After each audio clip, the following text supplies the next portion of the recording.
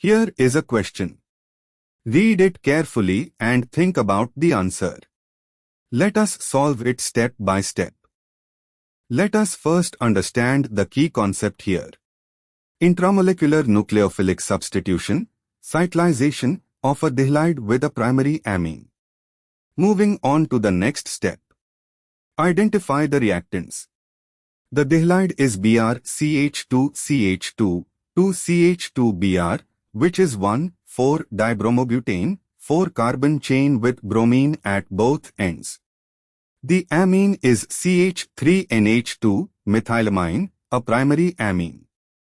Moving on to the next step. First, substitution. Methylamine acts as a nucleophile and displaces one bromide via SN2, forming Br-CH2CH2, 2CH2NH-CH3, with HBr also formed or the free amine attacking.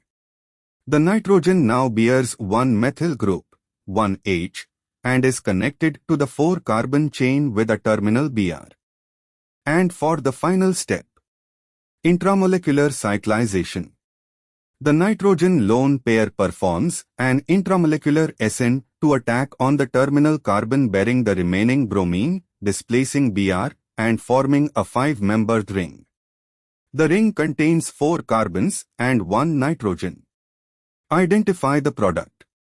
The nitrogen carries the methyl group from CH3NH2 and is part of the 5-membered ring with no NH bond remaining after cyclization, since the 2 bonds from N go to the ring carbons and the methyl group with the H lost as HBr or by deprotonation.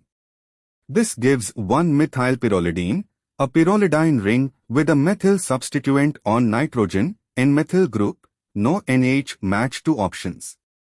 Option B shows a 5-membered ring with N bearing a methyl group, NCH3, and no NH, which is 1-methylpyrrolidine. This matches the product. Why other options fail? Option A shows pyrrolidine with NH. This would be the product if NH3, ammonia, were used instead of CH3NH2, since the methyl group would be absent. Options C and D show 2-methylpyrrolidine, methyl on carbon, 2 of ring, not on nitrogen. The methyl group comes from CH3NH2 and ends up on nitrogen, not on the ring carbon. Therefore, the correct answer is B. Therefore, the correct answer is option B.